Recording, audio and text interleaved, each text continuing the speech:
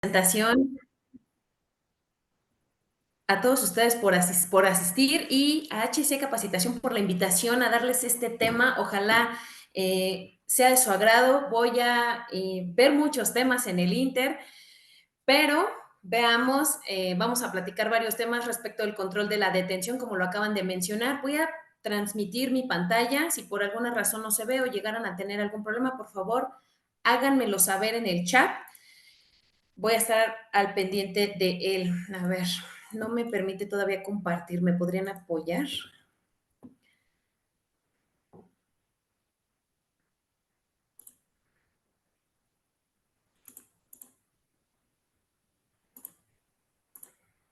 Ahí está. A ver, muchos hemos escuchado que a veces en las audiencias está segmentada esta parte de la audiencia inicial, pero a veces poco sabemos qué es lo que están buscando los jueces que se les haga del conocimiento, porque, ojo, audiencia inicial, y voy a empezar por ahí, contempla una serie de subfases o subetapas, pero a veces en la práctica solemos fallar un poco en relación a qué se trata en cada parte, qué es lo que se dice, qué información es la que está buscando el juez en relación al tema de la audiencia inicial. La audiencia inicial, como lo vamos a ver, tiene estas subfases. El día de hoy, como lo comentaban en la presentación, voy a platicar con ustedes de control de la detención, que es la primera fase o subfase, si lo vemos así, que conforman esta audiencia inicial. Si bien no vamos a ver etapas del procedimiento y no vamos a entrar de manera muy profunda a cómo está integrada toda esta audiencia inicial y cuándo empieza esta fase, cuándo concluye, es importante que sepamos que el control de la detención es la primera de las subfases, después viene formulación de la imputación, derecho a declarar, la etapa de o la fase de vinculación a proceso, imposición de medidas cautelares, plazo para el cierre de la investigación. Así está conformada la audiencia inicial. Pero ojo, ¿qué es el control de la detención y qué tema en específico es el que tratamos en esta subfase? Solamente vamos a platicar acerca de la constitucionalidad y legalidad de la detención de una persona que va a ser sometida a un proceso. Repito, solamente vamos a tratar temas de constitucionalidad y legalidad de la detención de una persona. A veces en la práctica ha ocurrido mucho que dicen, a ver, pero con los medios de prueba se va a desahogar esto, se va a hacer el otro, no tiene nada que ver con el delito, etcétera. Y entonces los jueces empiezan a frenar mucho la información que se les da en esta parte, porque a ver, lo único sobre lo que el juez está atento es quién, cómo, cuándo y dónde detuvieron a la persona que va a ser sometida a este proceso.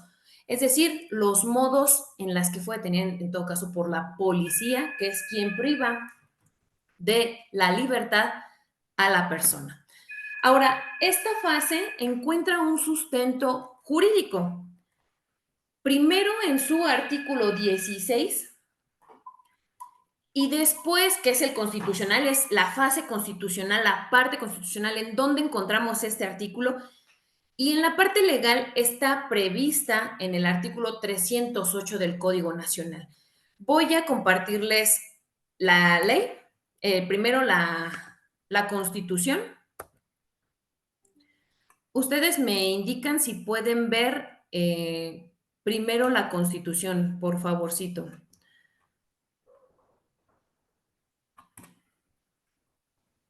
Uy.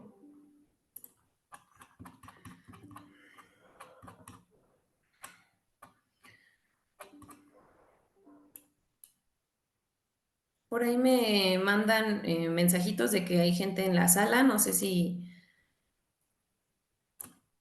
A ver.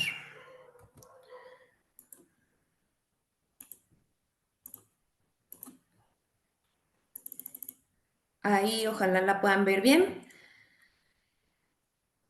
El artículo 16, que es al que nos vamos a remitir de forma inicial, nos dice de forma general que nadie puede ser molestado en su persona, familia, domicilios, papeles, etcétera. Pero, ¿qué nos dice el artículo 16 relacionado con el control de la detención en su párrafo quinto? Dice que cualquier persona puede puede detener al indiciado en el momento en el que se esté cometiendo el delito o inmediatamente después de haberlo cometido. Ojo con esta redacción porque este párrafo que ustedes ven muy insignificante quizás, tiene una descripción, un bagaje jurídico súper amplio, porque hay que empezar a desmenuzar y exponerle en todo caso al juez, ya sea Ministerio Público, defensor o analizarlo a través de la asesoría jurídica, cómo es que o está bien detenida la persona o definitivamente no lo está. Pero a ver, este párrafo nos dice, cualquier persona puede detener al indiciado en el momento en el que esté cometiendo un delito. Entonces ahí tenemos un primer momento o una primera descripción, que una persona va a poder detener a otra durante la comisión del delito. Es aquí donde nace la figura de la flagrancia pura. Antes de la reforma existía la cuasiflagrancia y vamos a ver criterios de cómo esta figura está completamente rechazada del sistema por las características que contenía. Pero esta es la flagrancia pura. O habla sobre detener a una persona o al indiciado inmediatamente después de haberlo cometido. Entonces, aquí hay una segunda hipótesis. Durante la comisión inmediatamente después de cometerlo. Ojo, si hay un antes e inmediatamente después el mismo artículo nos dice, poniéndolo sin demora a disposición de la autoridad civil más cercana. Este ha sido un tema súper interesante en los criterios que ha emitido la Corte. También les traigo varios criterios de los que ha hablado, porque dice, a ver, ¿qué debemos de entender por sin demora? Porque sin demora está traducido en días, en meses, en cuántas horas y ante qué autoridad, porque aquí dice autoridad civil y luego dice con esta misma prontitud a la del Ministerio Público. Y dice también existirá un registro inmediato de la detención. Es justo aquí donde entonces tenemos una serie de elementos con los que tenemos que jugar en audiencia inicial en este apartado, porque debemos de escuchar de la gente del Ministerio Público nos diga, a ver, la persona que dice que tenemos aquí en audiencia acaba de cometer un delito, sí, ¿qué delito? Pero no respecto del fondo del delito, sino cómo es que cometió ese delito antes y fue detenido por una persona durante la comisión de este delito o inmediatamente después de haberlo cometido. Ahora, lo pusieron sin demora, son una serie de preguntas. ¿Cuánto es sin demora? Y aquí les voy a platicar un poco sobre qué actos de investigación nos pueden ir apoyando para acreditar ciertas situaciones, que en este caso la puesta a disposición por parte de la autoridad y este registro que dice existir un registro inmediato de la detención es aquí donde nace la ley del Registro Nacional de Detenciones, que tiene mucho que ver con esta fase de la detención. Voy a regresar a la otra, a la presentación de las diapositivas. Ustedes me dicen si las pueden visualizar. Vale, a ver. Entonces, volvamos a cuál es el marco jurídico del control de la detención, como lo acabamos de ver, artículo 16, párrafo quinto, artículo 308 del Código Nacional. Ahorita, en unos minutitos más, voy a aterrizarlo en el 308. Me interesa primero ver Constitución. Y digo más adelante porque necesito que vean ustedes cómo vamos a tratar primero constitucionalmente este tema, porque aterrizarlo ya en la parte legal, en el tema Código Nacional, trae otras especificaciones. A ver, el artículo 308 dice, control de la detención. Si ustedes se van al 308 del Código Nacional, nos establece una descripción muy parecida a la que habla la Constitución, solamente que aquí van a empezar a agregar elementos. Vamos primero con los requisitos que me pide el Código Nacional para decir, tengo un correcto control de la detención, que son los elementos que establece el código. A ver, inmediatamente después de que el imputado es detenido en flagrancia o caso urgente, sea puesto a disposición del juez de control, se citará la audiencia inicial, lo que les platicaba al inicio. A ver, el 308 me dice, a ver, tengo una persona a la que ya privaron de su libertad, ni siquiera sé qué delito cometió, si estuvo bien hecha la detención, nada. Yo cuando se ha puesto a disposición del juez de control, voy a citar a una audiencia inicial, yo juez. Entonces, esa es la razón del por qué primero la fase o la subfase de control de la detención se da antes de todas las demás subetapas que ya les comenté. Y entonces tenemos tres requisitos de forma, si los vemos así. Uno, el Ministerio Público debe de justificar las razones de la detención y el juez de control procederá a calificarla. Dos, examinará el cumplimiento del plazo constitucional de retención. Y tres, los requisitos de procedibilidad. ¿Qué quiere decir todo esto? Vamos a empezar con que el Ministerio Público, a través de la narración que haga en audiencia, le tiene que decir al juez por qué lo detuvo. Porque si no lo detuvo bien, ya no habrá pasado como el checklist de el motivo, las justificaciones que está dando el Ministerio Público para tenerlo privado de la libertad. Luego entonces, ¿qué va a hacer el juez con esa información? Va a decidir si califica o no. Es importante que utilicemos términos correctos. La policía que lo detiene realiza la detención. El Ministerio Público realiza retención y el juez de control va a ejercer una figura de calificación de la detención. ¿Ok? ¿Por qué? Porque va a valorar lo que hizo no solamente el Ministerio Público, sino el policía que privó de la libertad a la persona. Entonces, son momentos distintos. Él va a calificar esta retención establecida por el Ministerio Público va a calificar lo que hizo el policía y el policía propiamente habrá detenido a la persona. Respecto de los plazos, vamos a ir entrando poco a poco y también respecto de los requisitos de procedibilidad. Pero a ver, hay formas en las que pueden privar de la libertad a una persona. Entre ellas, y como lo establece el 16 constitucional, existe la detención por flagrancia, perdón, la orden de aprehensión, la orden de comparecencia, perdón, pero ojo, a nosotros nos va a interesar hablar sobre flagrancia. Estas formas de conducción del imputado al proceso están establecidas en el artículo 141 del Código Nacional. ¿Por qué nos interesa solamente o de momento hablar de la flagrancia? Porque es este mismo artículo 16 constitucional el que me dice, a ver, cuando tú detengas a una persona que acaba de cometer un delito, entonces échalo para acá.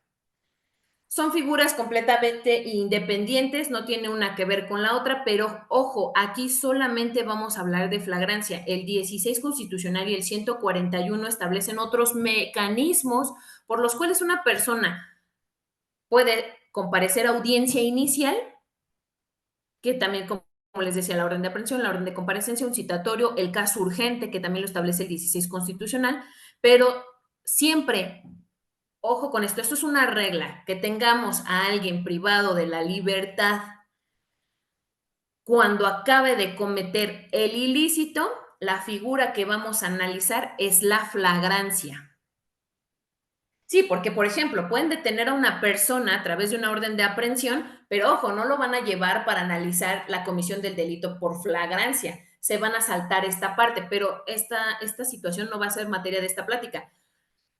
Quizás sea hasta de forma, eh, pues para saber la información, ahí empezaríamos con la formulación de la imputación y no sobre el control de la detención. Pero como les decía, son figuras que se tratan de forma distinta, pero siempre y cuando hayamos tenido a alguien dentro o que haya cometido el hecho delictivo horas previas, si lo vemos así, o que hayan detenido, hayan privado de su libertad horas previas a pasarlo con el juez, vamos a analizar la figura de la flagrancia. Ahora, acabamos de leer nosotros constitucionalmente qué nos dice el 16, párrafo quinto, pero ¿qué nos dice el Código Nacional en relación a esta situación? El artículo 146, que es el que regula la figura en sí de los supuestos en flagrancia, es algo que se analiza en esta fase del control de la detención. A ver, se podrá detener a una persona sin orden judicial en caso de flagrancia, y hay flagrancia, ¿no? Alguien nos tiene que explicar qué es esta figura. Uno, la persona es detenida en el momento de estar cometiendo el delito, que no es otra cosa más que lo que le llaman agarrarlo con las manos en la masa, ¿no? Y aquí tendremos una flagrancia pura de la que nos habla el 16 constitucional. ¿Es difícil que se configure? Sí, porque a veces el mismo desarrollo de la descripción que está dando el Ministerio Público no le alcanza para esto, objetivamente. Pero la fracción segunda tiene un mar de posibilidades y es aquí donde muchas veces centra la flagrancia que expone el Ministerio Público. A ver, la fracción segunda dice, inmediatamente después de cometerlo, es detenida en virtud de qué. Y entonces abre un paréntesis. El primero, es sorprendida cometiendo el delito y es perseguida material e ininterrumpidamente. Todos estos supuestos tienen que desprenderlos de la descripción que esté dando el Ministerio Público. Hay muchas noticias que pasan o hay muchos casos que también se narran en las audiencias donde dice, a ver, era un sujeto de aproximadamente 1,60 de estatura, traía una sudadera de este color, un pantalón de mezclilla, tenis blancos, una gorra negra, etcétera. ¿Quién me acaba de quitar la bolsa de mano que traía? Era una bolsa de estas características, dentro traía mi teléfono, dinero, mi cartera, etcétera, y se echó a correr hacia allá. Entonces, ojo con eso porque pudieran estarse desplegando la primera o la segunda de las opciones, porque pudiera haber alguien que ya vio que acaba de cometer el delito y luego entonces la policía da una persecución física a la persona. Va a empezar a perseguirlo hasta que den con él y dice ininterrumpido. Porque si la policía lo pierde de vista, entonces ya no estamos en esta fracción. Y en audiencia muchas veces pasa que dicen, a ver, pues sí, se metió a la casa, pasaron como 10 minutos y después salió de la casa, porque la policía pues no se puede meter a los inmuebles a menos de que tenga la orden respectiva. Pero imaginemos que se pasaron 10 minutos, pasó una hora, pues entonces ahí sabe que pudiera estar allá adentro, pero él ya no, materialmente ya no lo persiguió dentro del inmueble y ahí pudiera haberse cortado el tema de la flagrancia. Vamos a ver criterios que también tratan este tema, porque si no lo han visto o han tenido casos o lo han llevado inclusive al tema de en audiencias, la policía actualmente también se apoya de la persecución material e ininterrumpida en las cámaras de vigilancia y eso es completamente legal. Luego entonces, mientras no lo pierda de vista, que digan, ah, se agarró a la derecha, luego a la izquierda, se metió aquí, salió de acá, y tengan una descripción del momento a momento de lo que hizo el sujeto y que el fin último fue privarlo de la libertad, entonces aquí tenemos una flagrancia pues bien ejecutada, porque es sorprendida cometiendo el delito y aparte es perseguida material ininterrumpidamente. Nunca lo perdieron de vista. Nunca dijeron, bueno, se metió aquí, quién sabe qué pasó, pasaron 2 días, pero nosotros estábamos montando fuera guardia para ver qué era lo que sucedía. ¿Y qué busca esta descripción del Código Nacional? Que ya no exista la figura de la cuasi flagrancia, que podían pasar muchos momentos, desde horas, días, etcétera, y pues sabían que se había metido al inmueble y quizás podría salir. Entonces, la flagrancia tiene una naturaleza de forma inmediata, tiene que agotarse toda la descripción que nos marca el código respecto de la persecución y que no lo hayan perdido de vista una vez que fue sorprendida cometiendo el delito. Y a veces eso lo narran también en las carpetas de investigación. No, pues íbamos patrullando, se estaban jaloneando 2 personas, una de ellas vimos cómo la amagó y cuando ve o se percata de nuestra presencia, pues se echa a correr. Y nosotros, sin saber hasta ese momento que quizás se había cometido un delito, la sola conducta nos es rara y por eso decidimos es él, o sea, cuando a veces se percata que el policía está cerca y no está situación. Esta es la fracción segunda, inciso A, pero tengo muchas posibilidades o muchos es señalada por la víctima u ofendido, ojo con esto, víctima u ofendido, algún testigo presencial de los hechos o quien hubiera intervenido con ella en la comisión del delito y cuando tenga en su poder instrumentos, objetos, productos del delito o se cuente con información o indicios que hagan presumir fundadamente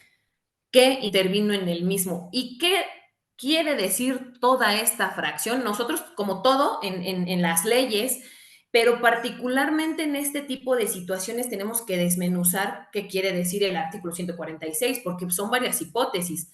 La primera de ellas es un señalamiento por la víctima y ofendido. O sea, después o inmediatamente después de cometerlo, el delito, la persona es detenida en virtud de un señalamiento por la víctima u ofendido. Entonces ahí tenemos la hipótesis 1. Tenemos una segunda hipótesis cuando no es la víctima u ofendido, pero es algún testigo presencial de los hechos. Y tenemos una tercera hipótesis de cuando es detenido inmediatamente después de haberlo cometido o quien hubiera intervenido con ella en la comisión del delito. Y ojo, porque ya sea la víctima o ofendido, algún testigo presencial de los hechos o quien hubiera intervenido con ella, se les debe de encontrar en su poder instrumentos, objetos o productos del delito. Ya sea cualquiera de estas hipótesis o algún indicio que nos haga presumir que este sujeto al que estamos deteniendo intervino en la comisión del delito en el que acaba de participar.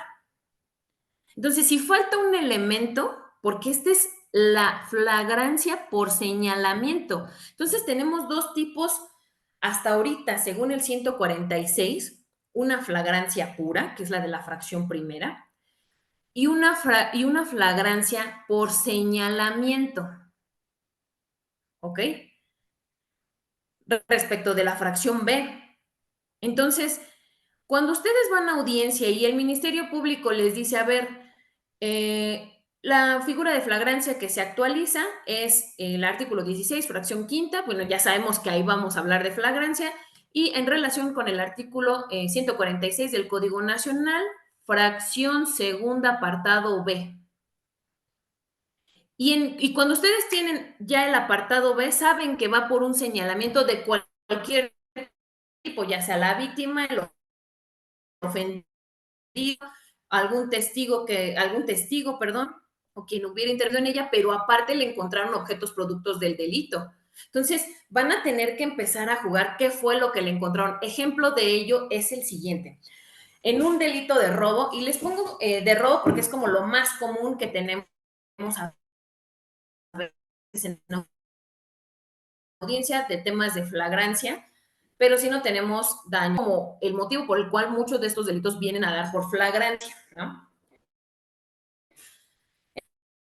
En el delito de robo, un sujeto, el dinero que acaba de retirar en un cajero automático, retiró la cantidad exacta de 3,500 pesos, el cajero le dio puros billetes de 500, perdón, y entonces él traía billetes de a 500, tiene un comprobante que avala que los acaba de retirar del cajero.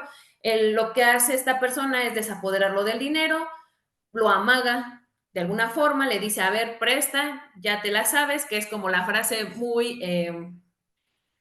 muy conocida, ¿no? En este sentido, a veces pues hay una serie de groserías en el Inter, pero mientras ya lo amagó y le dijo, y donde hables, ahorita te voy a agarrar a madrazos, etcétera. Pero cuando entonces este sujeto lo desapodera, se echa a correr, es intervenido por la policía,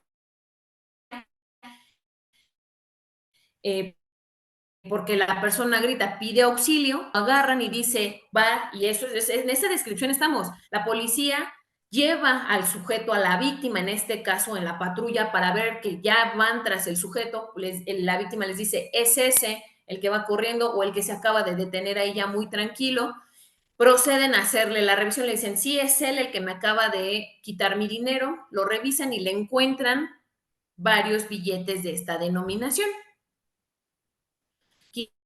Quizás no le encuentran el arma, pero la víctima afirma es él porque da otras características y dice, a ver, no, pues traía esta gorra, el tono de voz me suena, traía este pantalón, quizás le vi un tatuaje en la cara, en las manos, algo que lo haga característico, algo diferenciador por el cual la víctima dice, este es el sujeto.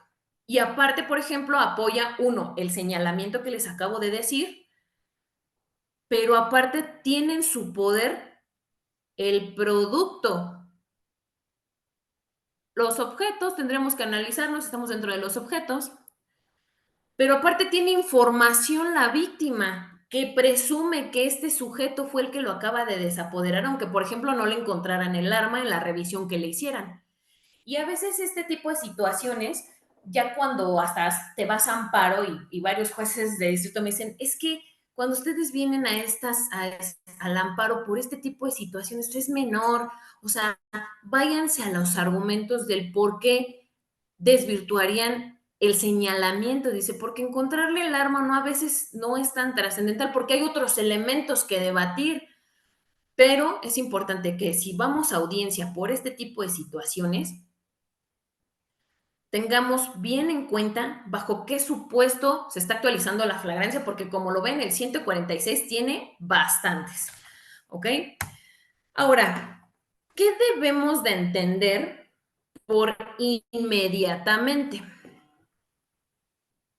Nos dice la siguiente diapositiva, dice, se emplea en esta última hipótesis de la existencia de un delito flagrante que debe entenderse como el lapso de tiempo comprendido entre el momento de la ejecución del delito y el momento de la detención, perdón, no aconteció una persecución material. Lapso de tiempo que debe de ser continuo y breve. Por eso les decía, no estamos hablando de horas y ahí va este mismo, más adelante en la diapositiva se puede ver, ya que la cercanía en el tiempo entre el momento en el que se comete el ilícito y el momento en el que ocurre la detención permiten a cualquier persona presumir en base a un señalamiento y a los hechos que tienen a la vista que la persona a la que se detiene es la culpable. Porque, ¿qué pasaría? Y aquí esta palabra de culpable se me hace demasiado anticipado por la etapa en la que nos encontramos, pero pudiera ser la persona que participó en el hecho. ¿Por qué es importante esto? ¿Qué nos quiere decir? Que entre el momento en que se cometió el delito y el momento en el que lo voy a detener, Debe de ser breve porque la información está muy fresca, porque si estoy buscando un sujeto quizás de tez morena, ojos claros, de gorra tal, o de ciertas características físicas, pues ese es el sujeto que yo traigo en la mente, acaba de cometer algún hecho delictivo. Luego entonces, si eso ocurre de forma breve, lo voy a tener fresco acuérdense, hay criterios que inclusive vienen desde el sistema anterior que dicen que las primeras declaraciones son las más relevantes o las más importantes porque tienes una información súper fresca de esta situación. Luego entonces dice, cabe observar que no es factible definir el término inmediatamente. La ley no lo tasa, no dice, a ver, si han pasado 10 minutos, una hora, unos meses, lo que sea, porque no lo dice, la ley no lo establece en minutos, horas o incluso días, porque en cada caso en particular debe apreciarse atendiendo a los hechos, al lugar, a las circunstancias del caso. No es lo mismo que detengan a alguien que acaba de desapoderar a alguien de sus objetos, echa a correr y lo detengan, a que exista por ahí una alerta donde digan, estamos buscando a este sujeto que va en un vehículo de estas características, cuando dan con él, se da la fuga y recorre muchos lugares, muchas colonias en persecución porque cada caso atiende a cómo se va a desempeñar básicamente la persona a la que van a detener. Puede que se intente dar la fuga o puede que en su momento cuando ya lo quiera detener la policía, bueno, opte por una actitud más pasiva y diga, bueno, a ver, pues ya estoy aquí, ni modo, ¿no? Entonces, les voy a dejar este registro, es el 2013-126, que habla sobre la puesta a disposición, los alcances de esta expresión sin demora o de manera inmediata y respecto de autoridad competente relativa a la valoración de acuerdo a las circunstancias justificantes de cada caso. Ahora, ¿qué acto de investigación nos apoya a saber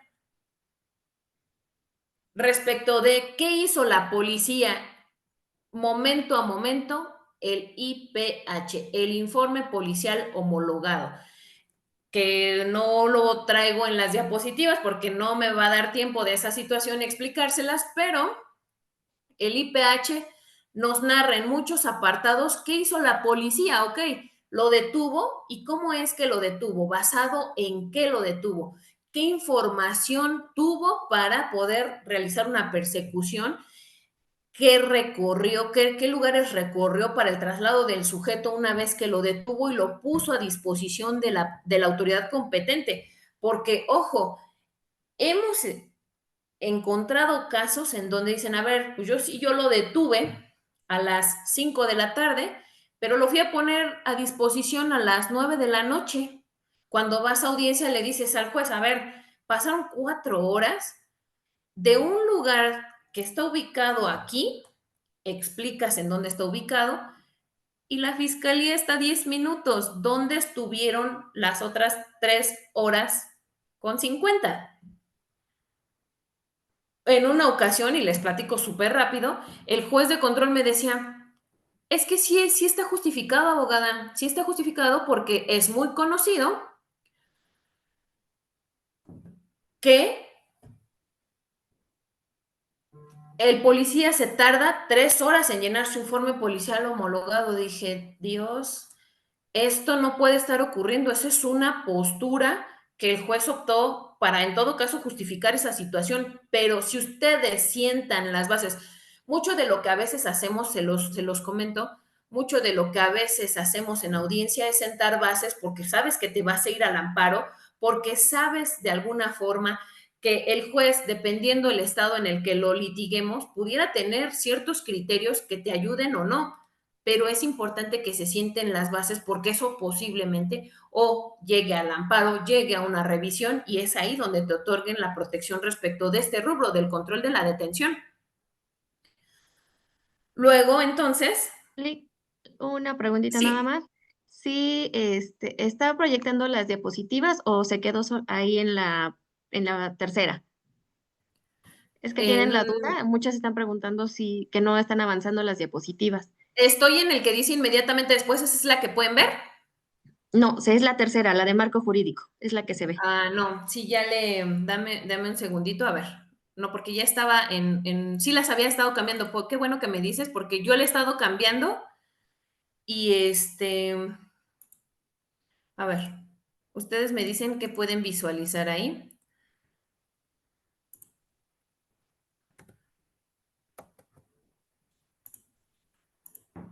Ahí ya lo pueden visualizar. Me dice si empieza con inmediatamente. Sí, licenciada, inmediatamente, es lo que parece. Ah, perfecto. Ahí la cambié, dice artículo 146. Así es, sí, ya se Ah, ve. perfecto. No sé, por eso les decía, si vuelven a ver esta situación en la pantalla, me avisan, porque sí lo he estado, bueno, llevamos solamente 2 diapositivas, 3. Nos quedamos aquí, entonces ustedes vieron marco jurídico, el control de la detención según el 308,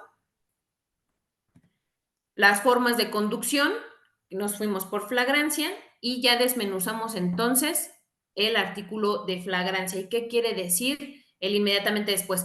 Aquí es donde estamos en el registro, por favor, este es uno de los registros que les traigo, pero más adelante vamos a ver otros tantos que hablan sobre el tema de la puesta a disposición, el tema de sin demora, el inmediatamente después. Muchas gracias por la observación, perdón.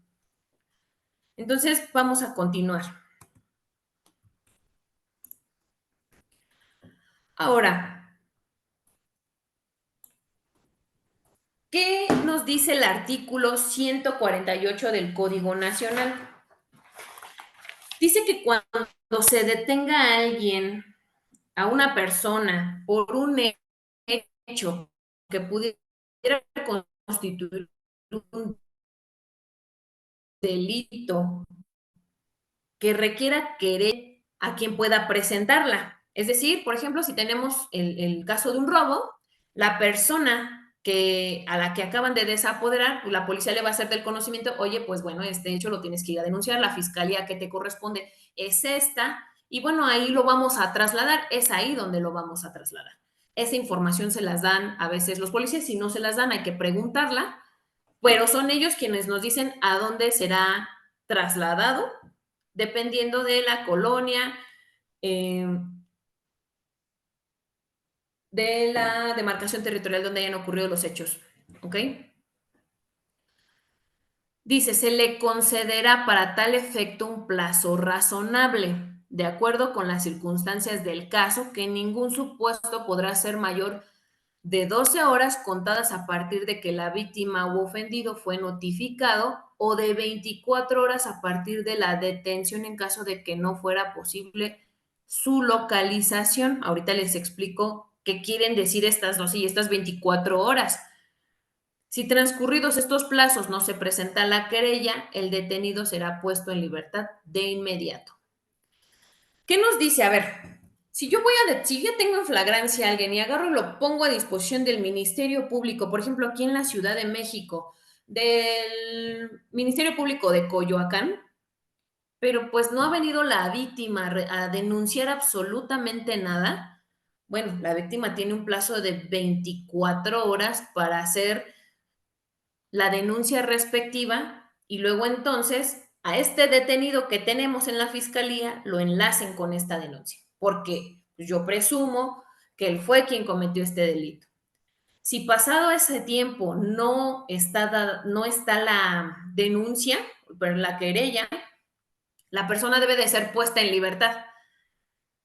No quiere decir que entonces el hecho ya quedó impune, no, solamente que el Ministerio Público debe de tener una justificación del por qué sigue privando de la libertad a una persona, porque él tiene 48 horas para investigar en sede ministerial atendiendo al 16 constitucional, 48 horas. Si han pasado 24 y no hay una querella que tenga atado, lo digo lo tengo atado porque lo voy a relacionar, ¿no? En la fiscalía, al imputado, al investigado, a quien tenemos privado de la libertad, a una querella de alguien que diga, él fue el que cometió ese delito en contra mía, el Ministerio Público no lo puede seguir teniendo privado de la libertad. ¿Qué pasa en la práctica? Que a veces dicen, estoy realizando actos de investigación, yo tengo 48 horas y si pasadas si antes de este término yo no consigo absolutamente nada, se va a ir en libertad. Pero es importante que ustedes esta situación la hagan valer en el Ministerio Público cuando ustedes se apersonen a las carpetas de investigación, presenten su escrito o los nombren y vean que en su momento exista una querella, que dice la querella, cuál es el delito por el que se están querellando, etcétera, pero debe de haber una querella. En caso de que la víctima u ofendido tenga imposibilidad física de presentar su querella, se agotará el plazo legal de detención del imputado, que es el de 48 horas, es decir, el Ministerio Público lo va a tener retenido durante estas 48 horas. En este caso serán los parientes por consanguinidad hasta el tercer grado o por afinidad en primer grado quienes podrán legitimar la querella. Les pongo un ejemplo. En un caso de lesiones, eh, chocan una serie de vehículos en esto que le llaman como carambola. Eran tres vehículos, el tercero impacta al segundo, el segundo impacta al primero, el conductor del primer vehículo sale proyectado contra el volante, se estrella los lentes en la cara, los cristales, los ojos se le llenan de cristales y entonces empieza a sangrar. Cuando llega la policía, llega la ambulancia, la víctima no puede presentar la querella porque se lo llevan al hospital. Luego entonces llega el hermano de la víctima a presentar esta querella en representación, si lo vemos así, de su hermano. Ya en su momento, cuando el hermano esté bien, cuando, que en este caso es la víctima, ¿no? Se encuentra en condiciones óptimas, él podrá ir a hacer suya la denuncia que se haya hecho por el delito, en este caso fue de lesiones, pero aquí solamente les pongo el ejemplo de quienes pueden presentar por imposibilidad física de la víctima, porque dice, y la tengan que ratificar o que la puedan ratificar con posterioridad. Ya después será la víctima que una vez que ya pueda ver bien, que se pueda mover sin mayor tema, vaya al Ministerio Público. Pero ojo, como aquí nos está pidiendo que exista una querella por parte de la víctima, si esta querella no existe dentro del plazo de las 24 horas, en todo caso, miren, vamos a agotarlo dentro del plazo de las 48 horas, la persona va a salir en libertad. A lo que voy es que, y como les decía ahorita, no quiere decir que entonces el hecho va a quedar impune. Solamente, o lo que significa esto es, a ver, te voy a dejar en libertad, el Ministerio Público tiene que tomar las medidas necesarias para que en caso de que lo vuelva a citar, pero no para un control de la detención, sino para una formulación de la imputación, lo pueda localizar. Entonces va a establecer desde pedirles domicilios completos y correctos, nombres completos y correctos, que no lo vemos aquí, pero eso lo ven cuando hablan de medidas cautelares, el tema de un informe de riesgo para ver si la persona pues sí representa o no un riesgo para el procedimiento y decir, bueno, pues si tiene riesgo bajo, pues es un sujeto al que voy a poder localizar efectivamente en este domicilio, que va a comparecer cuando yo lo cite, etcétera. Pero estos son elementos que el Ministerio Público tiene que valorar si quiere dejar en libertad o no a una persona. ¿Ok? Ahora, ¿de qué más hablamos en el control de la detención? Yo les decía hace un momento, la detención la efectúa el policía, pero la retención la efectúa el agente del Ministerio Público. Estos traen un enlace con el artículo 149 del Código Nacional. Voy a volver a la Constitución.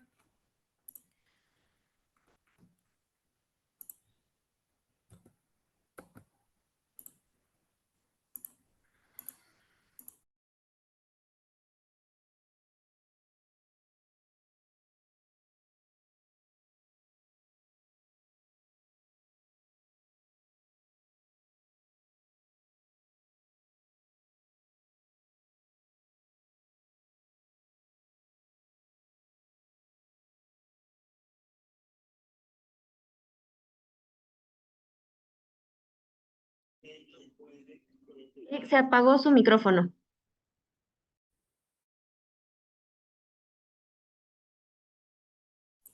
Ahí, perdón. Ahí sí pueden ver la Constitución, ¿sí?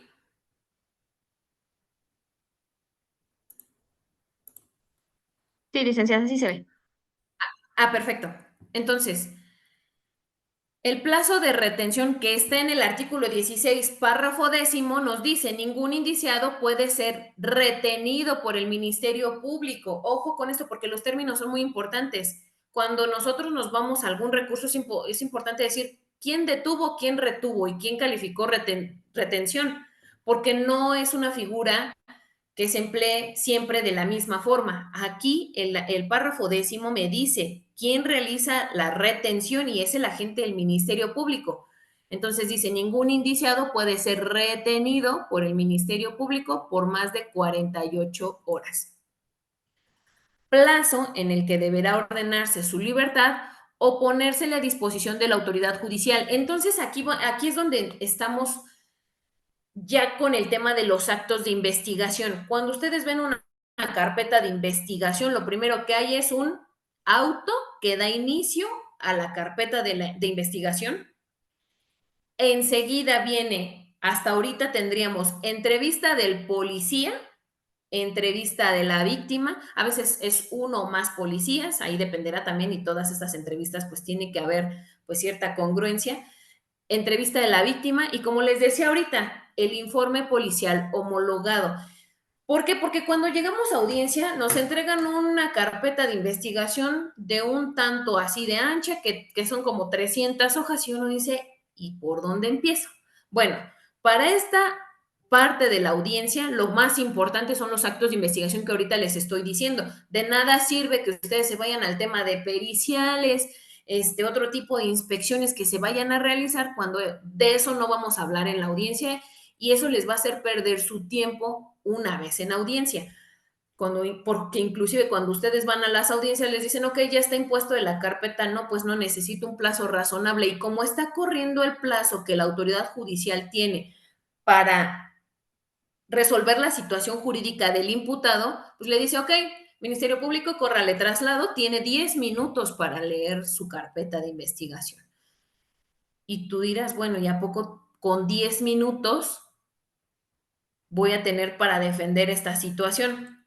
Ojo aquí porque por eso les estoy diciendo a qué le hacemos caso de esta carpeta de investigación de 300 hojas, a qué le hacemos caso para poder atender un control de la detención. Bueno, pues les digo, entrevista de los policías, entrevista de la víctima, tenemos el informe policial homologado o el IPH, que es así como lo conocemos, tenemos el acuerdo de retención, y literal dice así, acuerdo de retención. Muchas veces me ha tocado ver en audiencia que no hay acuerdos de retención. El Ministerio Público no lo ejerció y entonces tuvo privado de su libertad a las personas sin él haber analizado la actividad previa del policía.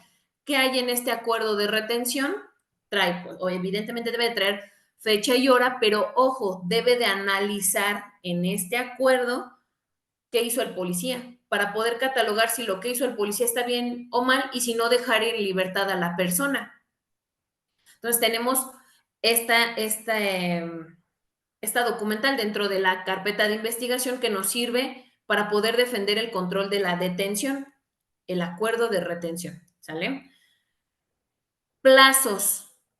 Una vez detenida la persona por el policía, debe de ser puesto a disposición por parte ante el Ministerio Público y él tiene 48 horas, es decir, desde que tienen abierta el acuerdo de apertura de la carpeta de investigación hasta que lo ponen a disposición del juez de control, no pueden pasar más de 48 horas. Y ha sucedido mucho que, y ya me tocó verlo en audiencia, que el juez de control regaña a la gente del Ministerio Público porque ya lo pasa casi llegando a las 48 horas y él en todo momento en audiencia, lo más importante en una audiencia es ir captando todos estos horarios y calcular hasta cuándo tenía el agente del Ministerio Público para pasar a la persona detenida ante juez de control. Porque, ojo, aquí también estos son plazos. Ministerio Público tiene 48 horas para poder realizar su investigación preliminar. Una vez que lo pasan con el juez de control tiene 72 horas para resolver la situación jurídica de la persona, a menos de que se vayan a una duplicidad de término, que serían 144, pero si no tenemos 72 horas y son plazos que les están corriendo en contra a ambos, que deben de estar completamente justificados. Por eso en audiencia de control de la detención ustedes van a escuchar, a ver, lo detuvimos a esta hora, lo pusieron a disposición a esta hora, se dictó acuerdo de retención a esta hora, porque el Ministerio Público va a ir marcando las pautas de qué hizo dentro de sus 48 horas. Lo pusimos a disposición del juez de control a la hora número tal.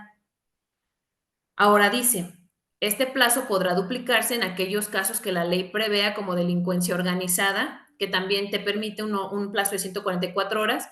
Todo abuso a lo anterior dispuesto será, perdón, todo abuso a lo anterior dispuesto será sancionado por la ley penal. Ok, pasadas las 48 horas y el Ministerio Público no lo ha puesto a disposición del juez de control, la actividad del juez de control se reduce a dejar en libertad de forma inmediata a la persona sin analizar algo adicional, ni siquiera se va a desahogar de forma completa a la audiencia, porque tenemos o él ya está fuera de término para esta situación.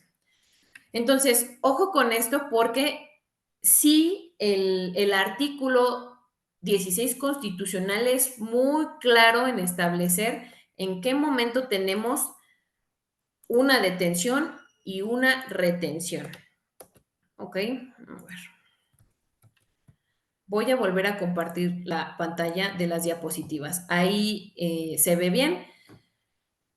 Nos vamos entonces a detención y retención según el Código Nacional. Si ustedes se van a su artículo 149 del Código Nacional, en su primer párrafo, lo que nos establece es que en los casos de flagrancia, el Ministerio Público deberá examinar las condiciones en que se realizó la detención inmediatamente después de la persona que fue puesta a disposición, que es el acuerdo del que les platico. El Ministerio Público va a analizar si el policía actuó bien, porque todo se basa en eso. ¿Qué hizo el policía? Luego, entonces, si la detención no fue realizada conforme a lo previsto en la Constitución y el Código, se debe de poner en libertad a la persona de forma inmediata. Esto lo dice el párrafo primero, por eso es detención. Pero la retención dice, así también durante el plazo de retención, el Ministerio Público analizará la necesidad de dicha medida y realizará los actos de investigación que considere necesarios para, en su caso, ejercer acción penal. ¿Qué es ejercer acción penal? Que lo llevemos a audiencia inicial para que se valoren estas situaciones, que es control de la detención, formulación de la imputación, el tema de vinculación a proceso, como en la diapositiva que ya les presenté. Ahora, si lo vemos así, cuando me voy a regresar un poco en las diapositivas, cuando platicamos de los requisitos del artículo 308, hasta ahorita nosotros ya hemos analizado los primeros dos puntos. Que el Ministerio Público justifique la detención para ver si el juez la califica y examinar el cumplimiento de los plazos de la retención, que también los acabamos de ver, que son 48 horas y qué es detención y retención y qué se analiza en cada uno. Es un poco breve, pero para que vayamos aterrizando qué queremos, qué quiso decir este artículo 308 del Código Nacional. Ahora, vamos a ver requisitos de procedibilidad. Resulta que el artículo 222 del Código Nacional nos establece el deber de denunciar. ¿Cómo debemos de entender estos requisitos de procedibilidad? Como el mecanismo sin el cual el Ministerio Público no va a poder avanzar en sus investigaciones. Debe de haber un acto que impulse el actuar de la gente del Ministerio Público y eso se traduce en la existencia de una querella o una denuncia, pues básicamente porque el Ministerio Público no anda viendo a quién robaron, a quién le dañaron sus bienes, de quién abusaron de confianza, etcétera. Entonces, quien levante la mano y diga, a ver, afectaron mis bienes, pasó esto, esto y esto, entonces el Ministerio Público tiene el deber de continuar con una investigación. Pero mientras esto no ocurra, el Ministerio Público está impedido para conocer de ciertas situaciones. Pero ojo, en el deber de denunciar, tenemos en el artículo 222 que toda persona a quien le conste que se ha cometido un hecho delictivo está obligada a denunciarlo ante el Ministerio Público y en el caso de urgencia ante la policía, quien en ejercicio de sus funciones, teniendo el conocimiento de la probable existencia de un hecho que la ley señala como delito, está obligado a denunciarlo al Ministerio Público. Ahora, anteriormente había delitos que ameritaban, bueno, me voy un paso antes. Actualmente hay delitos que ameritan prisión preventiva o no, y esto va enlazado también con el tema de denuncia o querella. La querella es, tiene que ir el afectado del hecho a decirle a la gente del Ministerio Público lo que sucedió. Pero, ¿qué pasa cuando en un inmueble se escuchan ruidos de gente que grita, de gente que en las noches, y a veces así lo han narrado, se escucha que entran y salen carros, que luego hay gente armada en la calle, que vigilan el inmueble? Bueno, quizás ahí yo no soy la víctima, pero atendiendo al 222, quién sabe qué esté ocurriendo en ese domicilio, yo le voy a decir al Ministerio Público o le voy a decir a la policía, porque ellos en este deber de investigar tendrán que verificar qué es lo que está pasando y, en todo caso, sacar una conclusión de manera preliminar para ver si estamos dentro de los supuestos de una denuncia. Entonces, es importante que, pues si se tiene conocimiento de un hecho delictivo, se escale a la autoridad competente para que se realice la investigación correspondiente. No voy a hablar de requisito equivalente, me parece es un tema más amplio del que de momento lo vamos a dejar de lado porque me interesa que analicemos denuncia o querella como requisito de procedibilidad, porque es lo que más se ve en audiencia inicial en el apartado de control de la detención. Cuando tenemos un requisito equivalente, pudiéramos estar frente, no a un control de la detención, es porque hay alguien que denunció a través de sus mecanismos internos como instituciones públicas, pero que no lo vamos a detener bajo este supuesto. Pudiéramos tener una orden de aprehensión para una formulación de la imputación o citarlo directamente para una formulación de la imputación, que es un tema más complejo, no difícil, pero sí trae otros temas que hay que abordar, no para un control de la detención. Entonces, teniendo una denuncia o una querella, vamos o ya actualizamos el tercero de los requisitos que me pide el 308 del Código Nacional. Ahora, cuando llegamos a un control de la detención se analizan temas como la utilización de las cámaras de vigilancia, temas de control provisional preventivo, sospechas razonadas, control preventivo en grado menor o superior. ¿Pero qué quiere decir todo eso? Bueno, a ver, ustedes tienen en su pantalla, ojalá si lo pueden visualizar, tenemos el registro 2014-689 que nos dice qué es el control provisional preventivo. ¿Por qué me gustaría tratar este tema? Porque en la situación de flagrancia, como lo marca la Constitución y el Código Nacional, no todo está dicho. La Corte ha emitido, a raíz de, bueno, en diversos criterios, en qué momento tenemos una actualización de flagrancia derivado de este tipo de controles. Mucha gente decía, es que es ilegal que te revisen, que te detengan en una carretera y te quieran revisar cuando no estás haciendo absolutamente nada. Y mucha gente así se defiende. Pero a ver, por qué nace esto o por qué a veces suceden estas situaciones?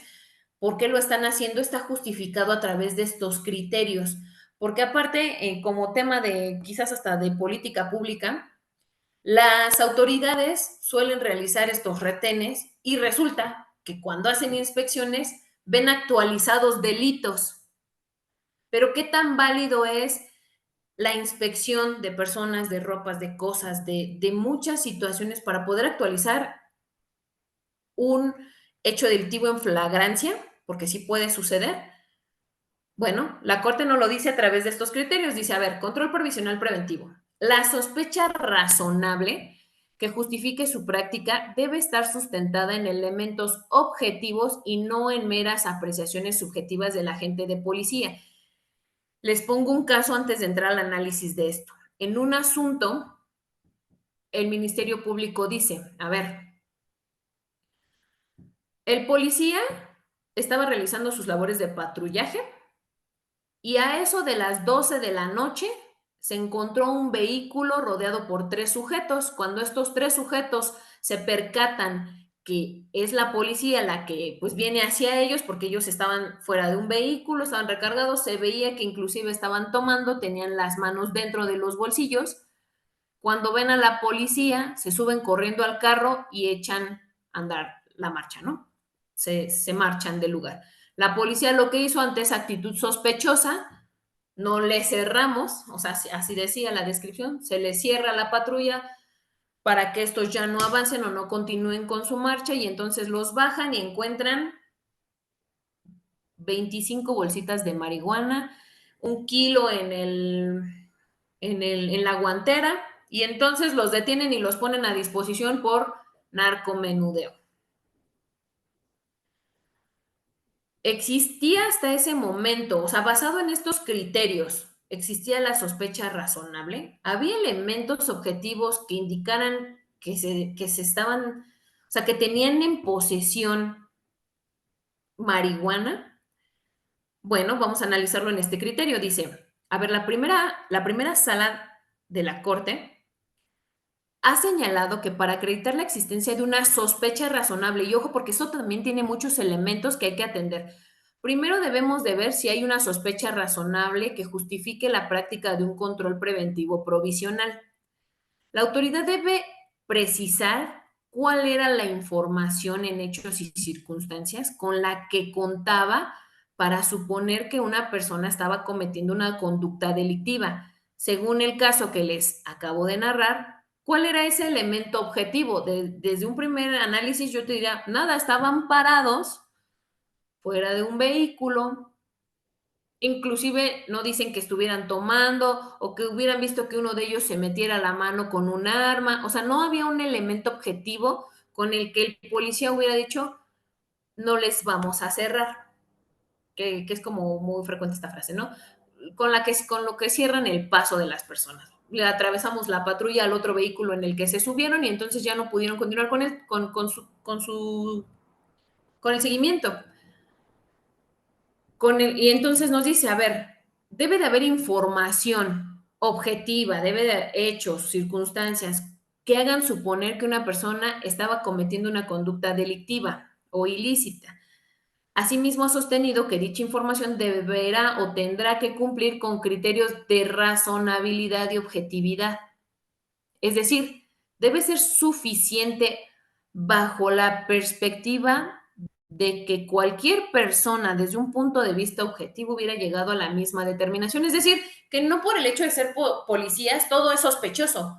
Es decir, si una persona que no fuera policía, al analizarlo bajo las circunstancias que les acabo de mencionar, pues llega a la misma conclusión que efectivamente estaban cometiendo un hecho delictivo. Nos quitamos este saco o esta vestimenta, esta visión de policías y entonces, pues sí, objetivamente, si yo no fuera policía, pues sí me doy cuenta que están cometiendo un hecho delictivo. En este sentido, si bien es cierto que un comportamiento inusual o evasivo podría en ciertos casos justificar la existencia de una sospecha razonable y en consecuencia autorizar un registro o control provisional para que tal justificación pueda ser tomada en consideración, es necesario que la misma se encuentre debidamente respaldada a partir de, o sea, la sospecha razonable no es decir, ay, pues va bien tatuado, ay, pues se viste bien feo, vean cómo trae los pantalones. No, o sea, tiene que haber elementos objetivos que permitan que la autoridad diga, estaba vendiendo droga. O sea, nos vio, se metió las manos a la bolsa y bueno, resulta que en las bolsas trae marihuana, trae dinero, se acaba de echar a correr un sujeto que era quien le estaba comprando el narcótico, etcétera. Pero entonces esos sí son elementos objetivos. Me estoy dando cuenta que hay alguien que corre, hay alguien que se sube corriendo al carro, pero hasta este momento de la descripción que les acabo de dar no se actualizaba. Y el criterio es muy claro, dice que son elementos objetivos que permitan a la autoridad judicial verificar que el agente de policía actuó razonablemente. De este modo, la autoridad de policía debe explicar detalladamente en cada caso en concreto cuáles fueron las circunstancias de tiempo, modo y lugar que se llevaron a estimar que la persona actuó sospechosa o evasivamente. En algún caso, en uno de los casos, nos comentaron en algún momento, dice el policía, nosotros estamos realizando una revisión, estamos realizando un retén. Viene, vienen en una motocicleta y cuando nos ven se cambian de carril. Por eso los detuvimos, porque se cambiaron de carril. A nosotros eso se nos hizo sospechoso. Pero basado en este criterio, sí existía hasta ese momento una sospecha razonable. Por ejemplo, yo yendo en un vehículo veo un retén, pues evidentemente me voy a hacer a la izquierda, no porque tenga algo que ocultar, sino porque no quiero estorbar ni que me estorben en la continuación de mi paso, porque ellos están deteniendo vehículos de quizás hasta de ciertas características de cierto tipo y pues bueno, quedarme estancada ahí, si yo manejando voy a un cierto lugar y me lo encuentro, bueno, pues yo digo, me hago a la izquierda, pero eso, ¿qué de objetivo tiene para poder presumir que había una sospecha razonable, perdón, ¿cómo me hago a la izquierda y entonces seguramente en la cajuela traigo a alguien secuestrado? No lo sé, pero esa justificación la tiene que dar el agente del Ministerio Público. Quizás cambiándole un poco a esto, a ver, alguien en un vehículo ve el retén, sabe que están deteniendo quizás puras camionetas, se hace a la izquierda y antes de empezar o donde inicia el retén, acelera de forma tal que intente evitar todo a su paso, hasta se sube a un camellón con tal de evadir el retén. Bueno, pues quizás ahí el policía dice, pues sí, no estaba pasando nada, igual y ni lo íbamos a detener, pero esa actitud en la que él acelera de forma tal que se sube hasta un camellón, pues a mí se me hace rara. Y es ahí donde entonces ellos pudieran tener esta sospecha de una forma evasiva de algo que hasta ese momento ellos desconocen, ¿ok? Entonces dice, esto es que el sujeto probablemente estaba cometiendo un delito o estaba por cometerlo, o bien cómo es que intentó darse a la fuga. Asimismo, en aquellos casos en los que el control preventivo derive de la comisión de una infracción administrativa, la autoridad debe de exponer los datos que permitan identificar en qué consistió tal infracción, así como aquellos que con posterioridad hubieran justificado una intromisión mayor a la persona eh, o a sus propiedades. Esto también se los pongo en un ejemplo. Decía en este caso que les platicaba, decía, a ver, se pasa del lado izquierdo con tal de evadir el retén y venía a alta velocidad y lo ponen a disposición por el delito de robo. La pregunta es, ¿cómo de una infracción, cómo de algo que tentativamente es una infracción administrativa trasciende a un hecho delictivo? Bueno, el policía nos tiene que decir cómo es que enlaza un hecho con el otro y cómo es que nace esa sospecha primero de una infracción administrativa. ¿Ok? Entonces son momentos distintos, nosotros hay que tratarlos como momentos aislados porque pudiéramos incluso nada más estar frente a una situación administrativa y ponerlo a disposición por algo que ni existe, que a veces lamentablemente se ha estado dando mucho. Ahora, El control preventivo, perdón, el control provisional preventivo nos da parámetros a seguir por los elementos de policía para que aquel tenga validez con posterioridad a la detención en flagrancia. Entonces nos dice que los controles preventivos tienen una finalidad, ¿cuál? Evitar la comisión de algún delito, salvaguardar la integridad y la vida de los agentes de policía o corroborar la identidad de una persona con base en información que previamente se hayan denunciado ante la policía o ante alguna autoridad.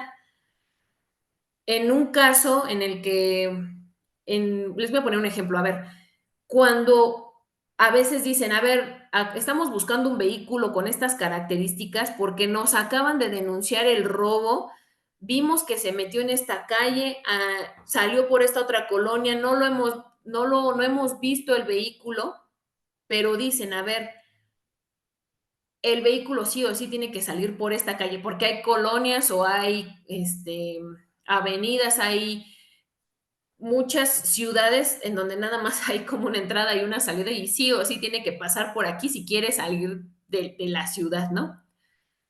Entonces, cuando hacen estos controles provisionales, están buscando ya con elementos previos que les dieron, que les proporcionaron como autoridad, y ellos lo que están buscando es un vehículo que sea inclusive manejado por una mujer con ciertas características porque acaban de robar, que acaban de secuestrar a alguien, etcétera.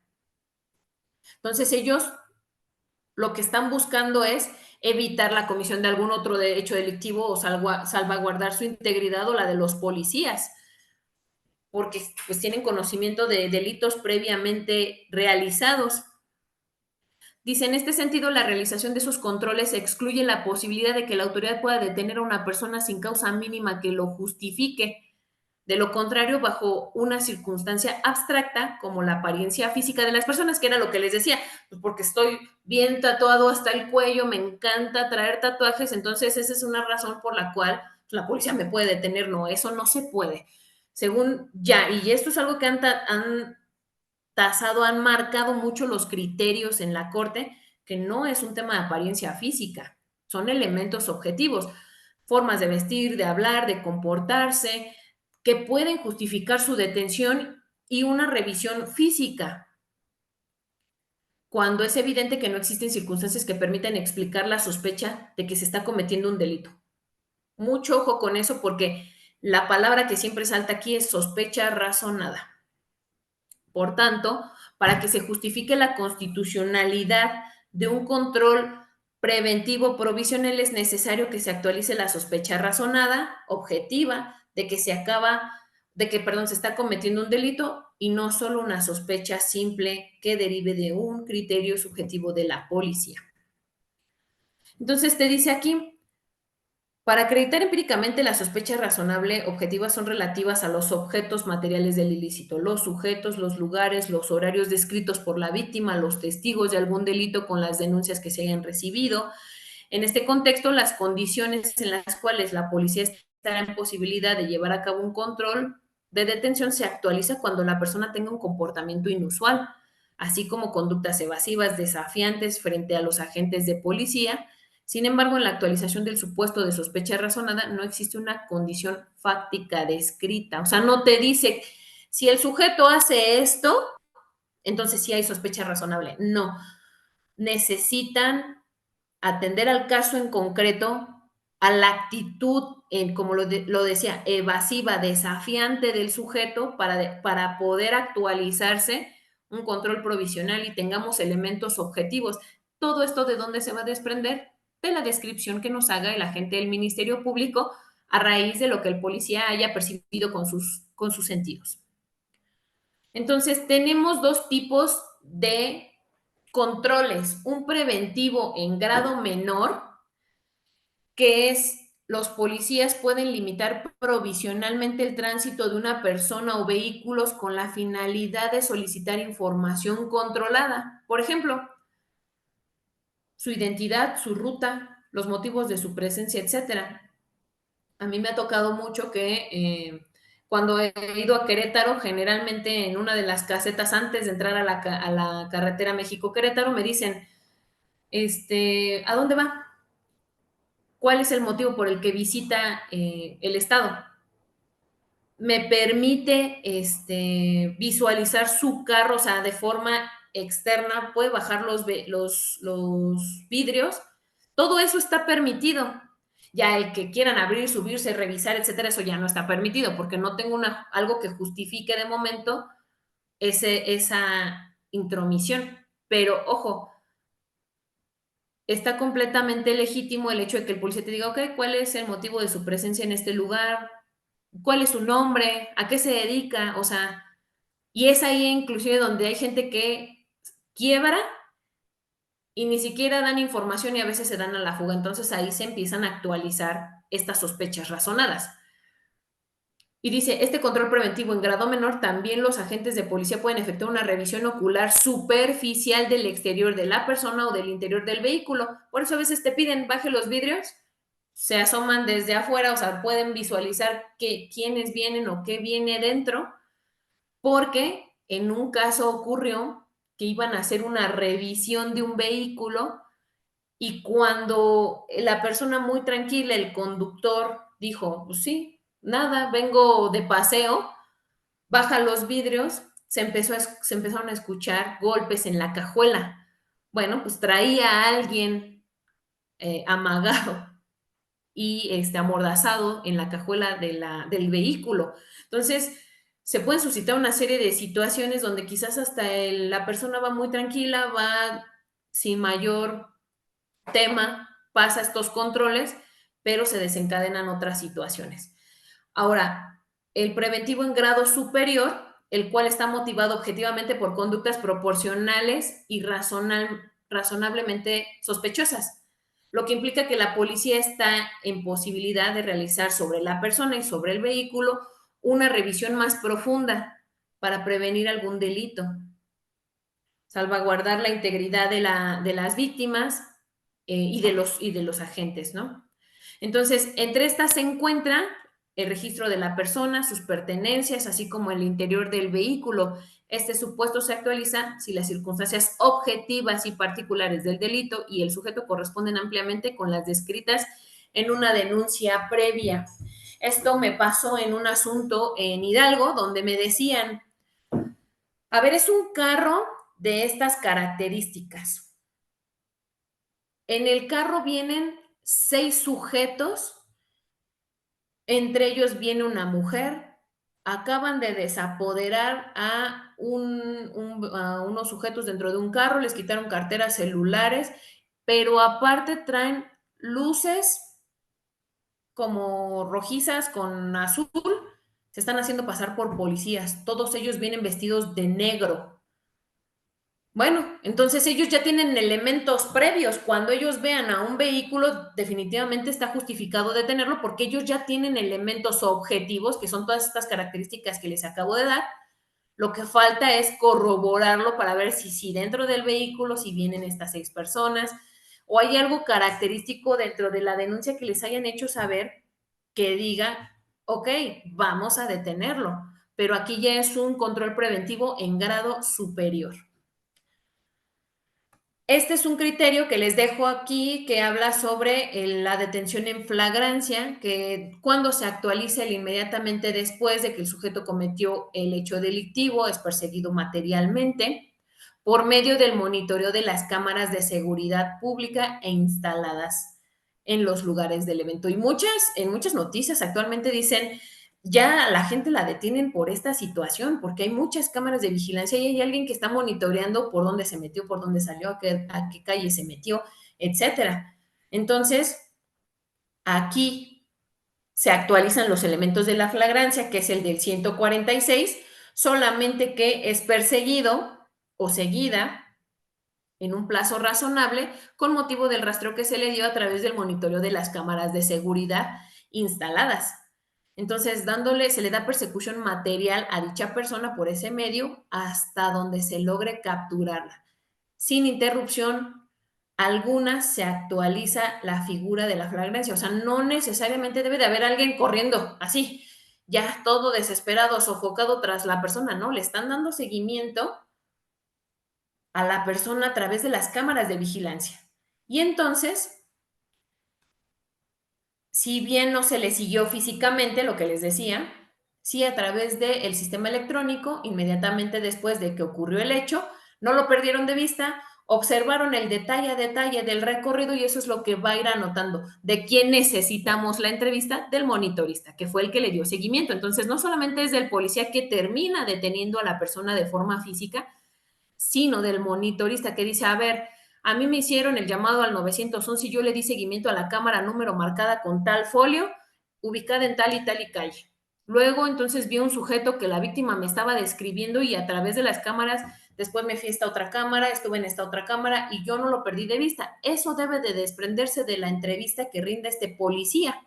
Cuando vayamos a juicio, entonces quien va a acudir no solamente es el policía aprensor, que es quien materialmente lo priva de la libertad, sino al que le dio seguimiento a esta situación. Les repito, el registro es 2014-120.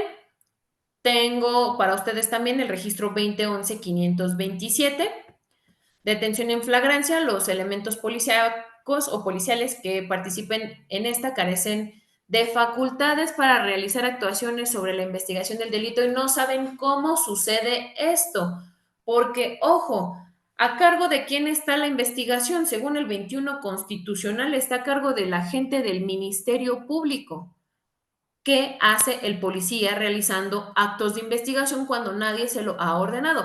Bueno, eso no solamente viene en la Constitución, también lo aterriza el Código Nacional en sus artículos respectivos, pero hay criterios que dicen que no se puede porque quien les debe de ordenar esta práctica o cualquier práctica es el Ministerio Público, porque ellos pudieran, uno, estar contaminando la investigación, no pueden actuar de forma arbitraria y luego entonces lo único que tienen que hacer es detener a la persona y mandarla al Ministerio Público. Si el Ministerio Público le dice, a ver, tú vete a inspeccionar, vete a resguardar, vete a hacer esto, entonces ya tienen un mandato de un superior que realiza la investigación y ellos tendrían que obedecer, pero no pueden ellos, porque creen que es lo correcto, realizar actos de investigación. También existen detenciones mediante el uso de la fuerza pública, deberán deberes de la autoridad para que aquellas no se consideren violatorias de derechos humanos o derechos fundamentales, que tiene que ver con este otro criterio anterior. Si el policía, por alguna razón, realiza actos de investigación, pues no sabemos si va a contaminar la investigación en cuanto a los actos de investigación que recabe. Pudiera estar realizando situaciones ilícitas que nos van a pegar en el futuro en esta investigación y que obviamente más que favorecer a la fiscalía y quizás si tenemos a alguien responsable del hecho delictivo, ese actuar pudiera traer como consecuencia dejar en libertad a otra persona que comete ese hecho. El registro es el 2010-092. Este otro registro, el 2010-093, nos habla sobre detenciones mediante el uso de la fuerza pública, los parámetros esenciales que las autoridades deben observar para estimar que aquellas son acordes al régimen constitucional. Y nos dice en general que atendiendo a la Constitución, los agentes o las fuerzas policíacas realizan una detención con el uso de la fuerza y este debe de ser limitado y ceñirse al cumplimiento estricto de los siguientes parámetros. Debe de haber legitimidad, que se refiere tanto a las facultades de quien realiza estas medidas, que la misma sea inherente a las actividades de ciertos funcionarios para preservar el orden y la seguridad pública, necesidad, que solamente es si yo estoy viendo que es, valga la redundancia, necesario emplear estos mecanismos, pero deben agotarse previo a los elementos, perdón, deben agotarse previo a los elementos no violentos a los violentos.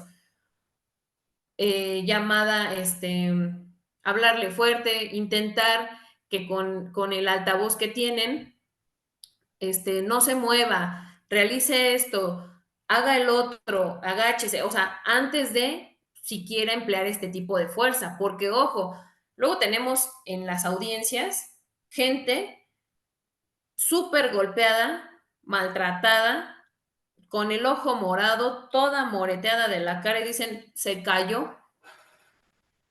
nos cayó, por eso está así todo golpeado, pero pues ya lo atendieron en el médico legista, el médico legista pues lo atendió así. ¿Esto por qué tiene que ver? Porque en el control de la detención vamos a hacer valer este tipo de situaciones de si está golpeado. ¿Por qué la existencia del inmediatamente después? Porque hay criterios que dicen, a ver, es que si no es inmediato, algo hiciste con él en ese tiempo. Y es conocido que durante este lapso de la detención y la puesta a disposición injustificada, pues pudieron haberlo torturado, pudieron haberle sacado información para conocer un delito mayor o a otras personas que pudieran ellos detener a costa de información obtenida bajo amenazas, golpes, tortura, etcétera. Entonces, cuando yo he visto a los detenidos, les digo, a ver, te pegaron, te hicieron esto, te hicieron, no, pues no, no, sí, nos agarraron a cachetadas o nos pegaron, nos patearon, mira, traigo esto, ok, ¿qué asentó el médico legista? Porque toda esta información se le dice al juez en ese momento por el tema de las detenciones y el uso de la fuerza que la policía ejerce. ¿Qué están haciendo actualmente muchos ministerios públicos?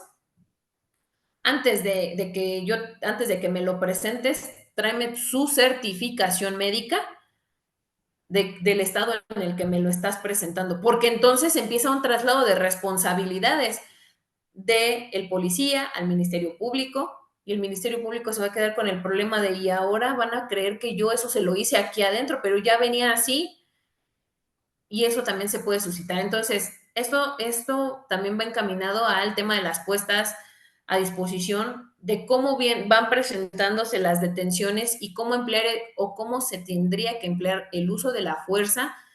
Esto también viene en los informes policíacos, o sea, en el informe policial homologado deben decir qué mecanismo se empleó para la detención y si hubo algún medio violento para el uso o para la puesta a disposición en sí. Entonces deben de justificar legitimidad, necesidad, idoneidad, o sea, es idóneo, es necesario respecto de lo que con mis sentidos estaba percibiendo, es proporcional a cómo ejecuté la medida, equivale mi comportamiento, o sea, no hizo caso a los comandos de voz y entonces por eso le di un balazo en la rodilla. O sea, es proporcional. Ahí es donde nosotros tenemos que valorar la conducta del policía con el actuar del imputado. Y a veces es ahí donde dicen, ay, después de robar o de cometer un hecho delictivo, ahora yo soy el imputado. No, o sea, tiene que haber una serie de conductas necesarias, idóneas, proporcionales respecto de cómo se está suscitando el hecho, ¿ok? Entonces, tendremos en este control de la detención, el Ministerio Público pedirá se decrete la detención, los fundamentos por los cuales solicita se ratifique la detención. Esto es fracción e inciso y cómo es que se actualiza el artículo 16 y 146 del Código Nacional, basado en los antecedentes de esa detención, quién lo detuvo, fecha en que se realizó, nombre de la persona a la que se le entrevistó, narración cronológica de la detención. Por eso les decía, vamos a estar escuchando el momento a momento de esta detención, fecha y hora en la que se cometió el delito, en la que se le detuvo, en la forma en la que fue detenido y en la hora en la que fue puesto a disposición. El juez le tiene, perdón, el Ministerio Público le tiene que expresar al juez cómo toda esta información que le acaba de dar, que son todas las circunstancias fácticas, todo lo que ocurre en el mundo, encuadra con la norma jurídica, que son estos artículos de los que ya estuvimos platicando.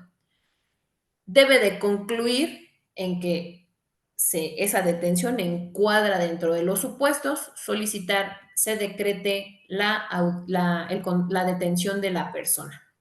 Entonces tenemos que nuevamente en la audiencia inicial tratamos estos puntos, se decretará la apertura de la audiencia, se verificará la asistencia e individualización de las personas y vamos a entrar al control de la detención por flagrancia. Voy a dejar el uso de la voz a los a HIC Capacitación por si tenemos algún apartado de dudas o comentarios. Y si no, esa sería mi intervención. Muchas gracias. Eso sería todo.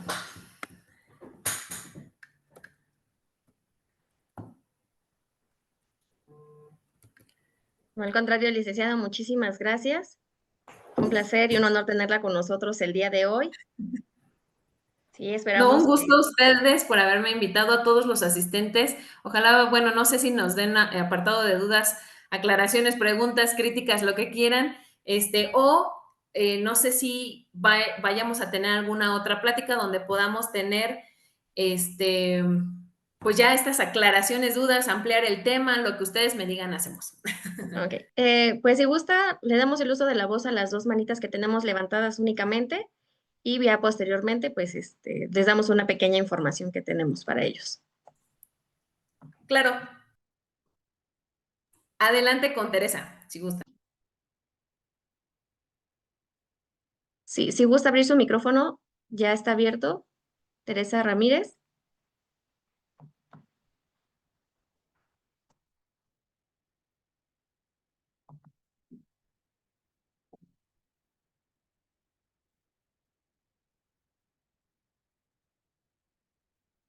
Ignacio Larcón.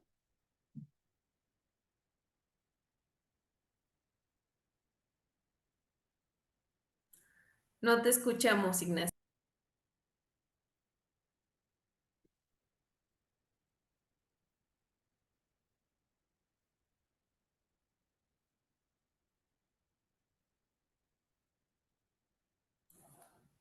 No, no No, al los parecer estamos no. escuchando, o yo no soy o soy yo la que no los escucha. No pueden, al parecer no pueden activar su micrófono. Se les está dando la Ah, opción, ok. pero no. Bueno, pero creo que eso ya es algo de la misma plataforma, ¿no? Ok, sí, Teresa Ramírez, ya abrió su micrófono, a Hola, ver ¿me si gusta. escucha? Buenas tardes. Hola Teresa, buenas tardes, adelante. Mira, me queda muy claro todo desde la retención, pero mi duda es en cuanto a los policías o hacen la detención, llevan a cualquier complejo, a cualquier detenido, ha tocado, por ejemplo, que la verdad no hacen una narrativa correcta y esa es una de las cuestiones por las cuales tardan muchísimo en hacer una puesta a disposición ante el Ministerio Público.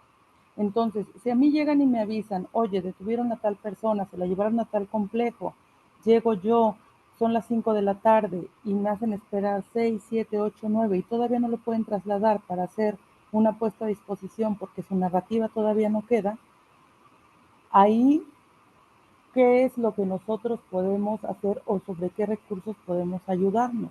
Porque la Ok, dilación de tiempo se ha dado muchas veces de claro, la detención a la detención. claro. Súper interesante tu pregunta. Mira, es que hay muchas cosas por hacer. La primera es que a través del Registro Nacional de Detenciones, esa es una de las primeras plataformas donde yo me doy cuenta en dónde está puesto a disposición.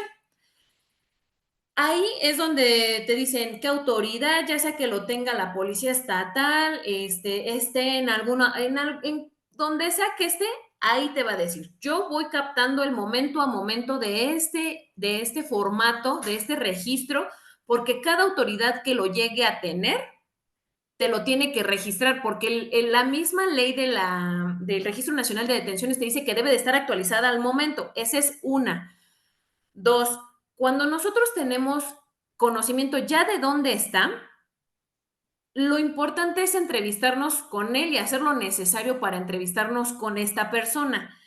En uno de los casos, te lo voy a platicar muy rápido, me decía la esposa de uno de los detenidos, me marcó en la madrugada y me dijo, estoy aquí. Obviamente no era el Ministerio Público, era otra autoridad.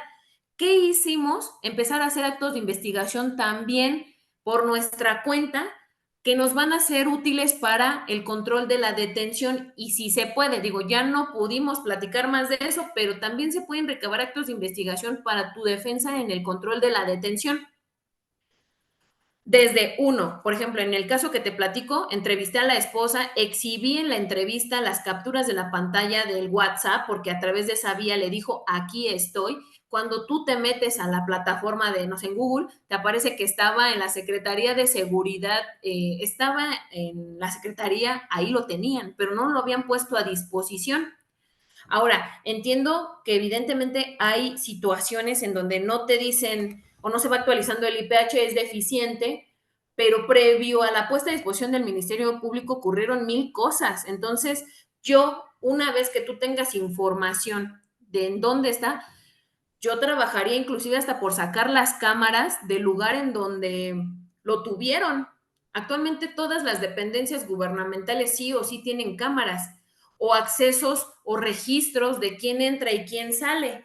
Entonces, tú puedes solicitarle a la gente del Ministerio Público en cuanto te lo presenten o tú hacer una solicitud de forma particular y decirle, a ver, soy fulanita de tal, soy su abogada, necesito que se resguarden estas cámaras de seguridad.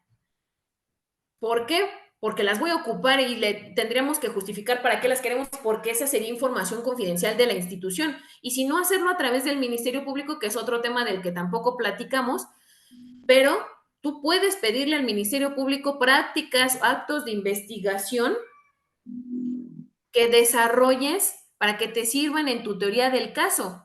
¿Qué quiero acreditar? Que no fue puesto a disposición de forma inmediata. Quiero esas cámaras donde se acredita que él no estaba que estuvo en ese lugar retenido de forma injustificada. No me lo pusieron a disposición del Ministerio Público de forma inmediata. Entonces, teniendo las cámaras, lo que tendría que hacer el Ministerio Público es girar el oficio, porque tiene esa obligación, según el 129 del Código Nacional, atender a las líneas de investigación, de girar los oficios correspondientes y pedir se las emitan o se las manden de forma urgente, con carácter de urgente, porque van a servir para el control de la detención. Y nosotros, este es un sistema que nos exige ser investigadores privados o ser investigadores. Entonces nosotros también tendríamos que buscar el mecanismo de cómo obtener las cámaras. Por ejemplo, cuando tú te llegas a entrevistar con la persona detenida, le dices, a ver, ¿dónde te detuvieron? Eso es súper importante. ¿En dónde estabas? ¿Qué estabas haciendo? ¿Qué estabas haciendo ahí? ¿Con quién estabas? Porque si él te logra decir, ah, pues estamos en la calle de fulanito y sultanito, tú vas, te trasladas al lugar, pides esas cámaras, las cámaras generalmente tienen un ID número 502, ¿no? MD fulanito de tal. Ese es el código. Cuando tú le pidas al Ministerio Público cámaras, tienes que proporcionar este código para que él pide específicamente esas cámaras y entonces buscas hacer el mismo recorrido que dice según la policía realizaron o que te diga el mismo detenido hicieron, porque a veces paseándolos, ellos sí saben en dónde anduvieron. Así podrías configurar esta situación en la que tú también aportes actos de investigación para desvirtuar que estuvo en otro lado, en otro momento, en otro todo, y puedas debatir súper bien un control de la detención. Ahora, la verdad es que en el control de la detención no hay un estándar probatorio, que eso sería también materia de otra platiquita, pero por ejemplo, en materia de control de la detención, al no haber un estándar probatorio, yo puedo presentar puras capturas de pantalla, no me piden desahogarlo a través de medios de prueba, puedo hacer puros actos de investigación para que en su momento sean medios de prueba. Me va a servir el puro dato de prueba, explicárselo al juez de control y siempre y cuando obre debidamente realizado en la carpeta de investigación, sin tema te va a servir para el debate. No sé si esta información te sirva. Hazme tus comentarios, quedo pendiente, pero son cosas que podemos emplear en nuestra actividad de investigador dentro de las carpetas. Tú me dices en HIC, ¿a quién más le damos el uso de la Sí, voz? a O Ignacio Alarcón. ¿Ahora sí me escuchan? sí, hola Ignacio. Muy bien. Bueno, buenas tardes. Antes, agregando sobre aquello, esto del control de la detención y estos elementos subjetivos que tienen los policías, quisiera agregar que también existe otro factor, que también se van a las zonas más altas, a las zonas más marginales para encontrar este tipo de personas. No solamente ya es con el tipo de vestimenta, sino en dónde viven. Y esto pues lo Claro. rescaté de un paper que se llama selectividad punitiva. O sea, más allá de seleccionar la forma de vestir, tatuajes, seleccionan la gente que habita en esos lugares, en vecindades, en zonas altas, y pues de esa manera ya tienen pues de dónde sacar detenidos. Y que esto también se utiliza pues para inflar las cifras Claro. de los políticos para decir, combatiendo la inseguridad. Eso es todo. Ok, sí, muchas gracias. La verdad es que los elementos que a veces toman para poder detener a alguien no solamente se limitan a esta situación, o sea, se toman temas hasta económicos, políticos, estadísticos, como lo acabas de decir. Sí, lamentablemente sí, pero pues nuestro deber es también trabajar sobre los elementos objetivos que te puedan proporcionar y ser útiles para debatir este tipo de temas en las audiencias. Muchas gracias por tu aportación. Entonces, como ustedes me indiquen en HIC, tenemos bastantes manitas. No sé si quieran que sigamos abordando alguna otra pregunta o va a ser materia, no sé si quieren, porque por ahí vi en el chat que, que tienen dudas en relación a temas muy particulares y que pues hasta sería bueno, no sé, materia de otra plática o que lo podamos ampliar en alguna otra reunión, como ustedes me indiquen. De todas maneras, yo agradezco la participación que tuvieron, la asistencia de todos en esta reunión.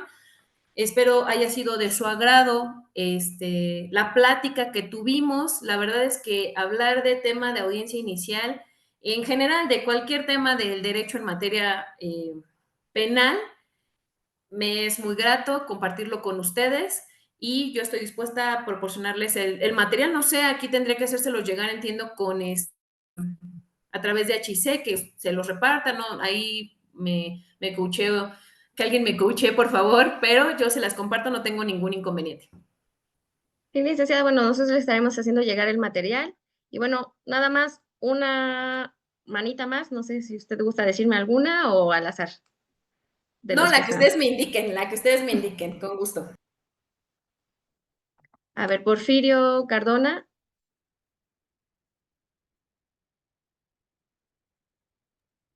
Bueno, ¿me escuchan? ¿Me escuchan? Sí, te escuchamos. Ok, bueno, más que todo es una manifestación, pues hacer ver que el fin del Registro Nacional de Detenciones, pues se creó, como lo dijo usted, para no traer una persona sin destino y desconociendo quién la detuvo, por qué la detuvo, y ese motivo fue para evitar pues, la violación de derechos humanos en las personas detenidas, pues, llevar a cabo torturas, tratamientos crueles, Exacto. inhumanos y demás. Entonces, con esa finalidad se fue. Sin embargo, sí es una herramienta muy importante porque a veces el defensor, bueno, yo soy defensor público en retiro, el defensor a veces te dicen, oye, detuvieron a una persona y no sé dónde esté ni quién esté. Y a veces el propio defensa ni siquiera sabe dónde, no sabe ni cómo iniciar esa búsqueda. Y es una herramienta, esto muy importante porque entras y de aquí puedes con el nombre saber qué autoridad lo detuvo y poder inclusive llegar a determinar qué autoridad lo tiene. Porque se van actualizando esa información y es como vas a dar con el mismo. También quería pues, hacer ver que efectivamente, como lo dijo, la defensa es activa en este sistema de justicia penal, ya no es esa defensa pasiva, sino ya también eres investigador tú también puedes realizar tus propios actos de investigación, Es puedes correcto. documentar tu tarjeta inclusive esa misma tarjeta al fin hacer tu juramento probatorio en caso de ser necesario. Entonces, esto es muy importante saberlo porque muchas veces consideran todavía al Ministerio Público como esa persona superior, pero no, el Ministerio Público ya es un órgano técnico igual que la defensa, estamos en una igualdad de armas procesales y que tenemos la misma libertad probatoria para hacerlo. Ahorita lo dice usted, que se podría probar por cualquier manera. Tenemos libertad probatoria, se puede realizar actos de investigación, como le digo, documentales, testimoniales, periciales, inclusive nosotros mismos podemos realizar nuestras actividades periciales con el personal, obviamente profesional, para hacer llegar y poder comprobar nuestra teoría. Eso es ejercer ese control horizontal que nos obliga a la Constitución como defensa en un momento dado, si ese es nuestro trabajo, porque también a veces la dualidad de nuestro trabajo como abogados inclusive puede ser como asesor y no necesariamente como defensa, y estarías coadyuvando con el Ministerio Público para fortalecer esa teoría. Ese era el comentario. Sí, muchas gracias. La verdad es que este sistema nos obliga a muchas cosas que a veces, digo, a mí no me tocó litigar el sistema anterior, pero nos obliga, me queda claro, a cosas que el sistema anterior no llevaba. Entonces, más que es importante a veces estar en todas las posturas, ¿no? Yo mayoritariamente he sido defensora, me ha tocado actualmente ser asesora jurídica y a veces las visiones sí cambian y es importante a veces estar de muchos lados para ver cómo le hacemos para acreditar nuestros hechos, desvirtuar otros tantos, pero siempre a nosotros nos van a tratar en las audiencias como alguien que ya sabe, que lo puede hacer, que tiene el control de esa información y pues nos toca hacer nuestra chamba. Al final del día es una labor compleja, pero los invito a siempre ser asesores, defensores, porque nos da una visión completamente distinta. O sea, no es lo mismo defender y atacar, pero a mí me gusta ser más defensora. A veces eso nos da otro tipo de tablas. Muchas gracias por tu pregunta, por tu aportación, perdón. Y qué bueno que veas en este tema utilidad, que eso es lo que buscamos, ¿no?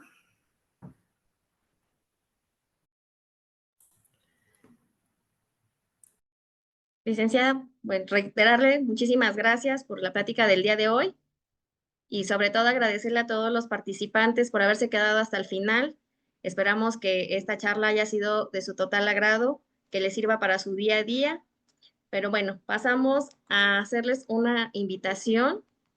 Si este curso fue de su agrado, pues esperamos que puedan unirse al grupo de HIC con esta membresía LEX de junio, el cual incluye 5 cursos, el que tuvimos el día de hoy con la licenciada Miroslava, otros 3 con la licenciada Carla Prat Corso y con el maestro Luis Alberto Aguirre Ocaña, todos ampliamente recomendados, muy buenos expositores. Y bueno, el día de hoy, por haberse quedado hasta el final, les tenemos un 10% de descuento sobre esta membresía, ya que su costo normal es de 2,000 pesos. Entonces estarían pagando solamente 1,800 el día de hoy. Solo hasta el día de hoy se les estará respetando este 10% de descuento. Cualquier duda, ahorita les estarán mandando información en el chat de Zoom y en el grupo de WhatsApp, toda la información con respecto a los cursos.